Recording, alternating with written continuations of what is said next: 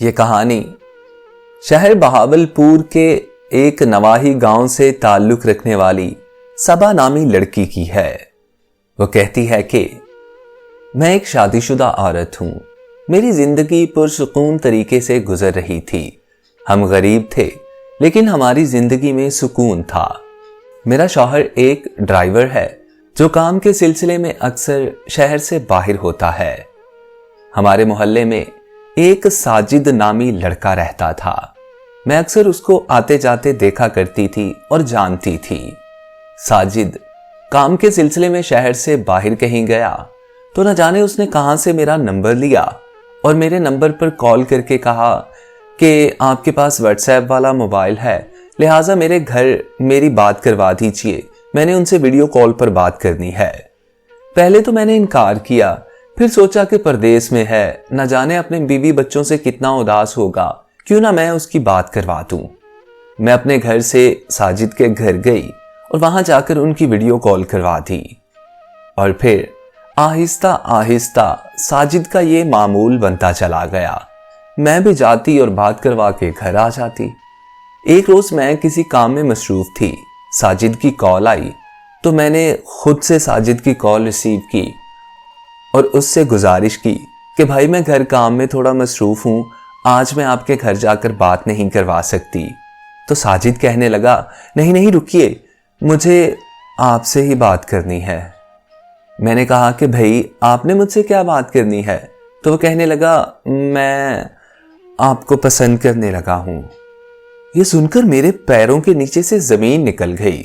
मैंने उससे कहा कि भाई होश के नाखून लो, मैं भी शादीशुदा हूं, तुम भी शादीशुदा हो और ये किस किस्म की बात कर रहे हो तुम मेरे साथ?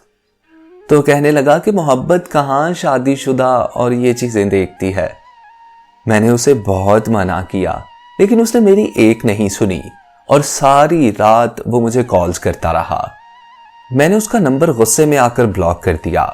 अगले रोज उसने नए नंबर से मुझे कॉल की और फिर मैंने वो नंबर भी ब्लॉक किया, तो फिर तीसरा नंबर, फिर चौथा नंबर। वो बार बार मुझे तंग करने लगा।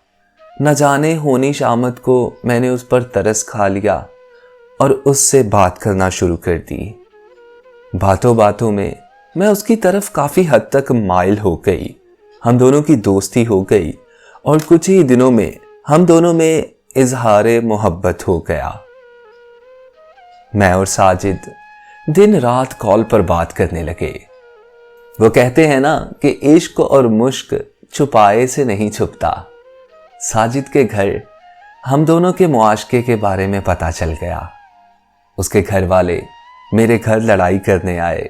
उसकी बीवी ने मुझे बहुत बातें सुनाई, यहां तक कि उन लोगों ने मुझे टॉर्चर करना शुरू कर दिया। आए रोज कोई ना कोई नई मुसीबत। साजिद की माँ और बीवी आए दिन ही हमारे घर आ जाते। मेरा मायका भी यहीं पास है। वो लोग अक्सर मेरे मायके जाकर भी मेरी खूब इज्जत उछालते। मैं चुपचाप पहले तो ये सब कुछ बर्दाश्त करती रही। फिर एक रोज मैंने साजिद से कहा कि भाई ये क्या कर रही हैं तुम्हारी माँ और तुम्हारी बीवी? मेरा कसूर क्या है? क्या मैं अकेली तुमसे मोहब्बत करती हूं? तुम भी तो मुझसे मोहब्बत करते हो ना? तो साजिद कहने लगा, भाई दफा करो, उन लोगों का तो काम ही ये है, तुम छोड़ो, मैं हूं ना तुम्हारे साथ। बस साजिद का दिलासा देना था कि मैं खुश हो गई और मैं फिर वैसे ही साजिद से बातें करने लगी। यूं हम दोनों में गहरी मोहब्बत होती चली गई। साजिद ने मुझे एक रोज मिलने के लिए बुलाया। मैं मिलने चली गई लेकिन मैं ये नहीं जानती थी कि साजिद मेरा जिस्म तक हासिल करेगा। साजिद ने वो सब कुछ किया जिसके बारे में मैं सोच भी नहीं सकती थी और यूं साजिद का ये मामूल बन गया। हम दोनों इस कदर करीब हो चुके थे कि अब पीछे हटना नामुमकिन सा लगता था। एक रोज साजिद की बीवी और माँ हमारे घर आए और साजिद की बीवी के हाथ में वो तमाम तोहफे थे जो मैंने साजिद को दिए थे। उसकी बीवी ने तमाम तोहफे लाकर मेरे बाबा के सामने फेंके और कहा कि ये गुल खिलाती फिर रही है आपकी बेटी। वहां पर मेरे बच्चे भी मौजूद थे, वहां पर मेरे बहन भाई भी मौजूद थे। मेरी इतनी बेइज्जती हुई कि मैं अपनी ही नजरों में गिर गई। लेकिन कहते हैं ना कि मोहब्बत तो अंधी होती है। मैंने फिर भी साजिद को नहीं छोड़ा। ये सब कुछ बर्दाश्त किया, घर वालों के ताने सुने, अपने ही घर वालों की नज़रों में गिर गई, लेकिन साजिद से मोहब्बत करती रही। और फिर एक दिन ऐसा आया कि साजिद का दिल मुझसे भरने लगा। मैंने पूछा, साजिद क्या हुआ है, क्या तुम अपनी बीवी की तरफ माइल हो रहे हो? उसने कहा, वो तो मेरी बीवी है ही, मैंने उसकी तरफ माइल होना ही है, लेकिन अब मैं तुमसे ज़्यादा बात नहीं कर सकता। बात नहीं कर सकते? साजिद, कोई वजह भी होती है। मैंने तुम्हारी खातिर इतनी बदनामी बर्दाश्त की, यहाँ मोहल्ले के लोग मुझे गंदी औरत समझते हैं, सिर्फ तुम्हारी वजह से साजिद। मुझे कोई मिलना गवारा नहीं करता। लेकिन साजिद जूं का तू रहा और कहा कि नहीं भाई, अब हम बात नहीं कर सकते। मैं चुपचाप खामोश होकर कॉल बंद करके कमरे में आके रोने लगी। फिर अगले रोज मैंने साजिद को कॉल की और मनाने की कोशिश की, लेकिन उस शख्स ने मेरी एक नहीं सुनी। अब मैं उसकी मिन्नतें करती हूँ, वास्ते डालती हूँ, लेकिन वो मुझसे बात नहीं करता। ये बेवफाई मेरा मुकद्दर थी या मेरी सजा? मैं मानती हूँ मैंने गुनाह किया, लेकिन मोहब्बत तो उसने भी की थी ना। आखिरकार मैं एक ही नतीजे पर पहुंचती हूँ।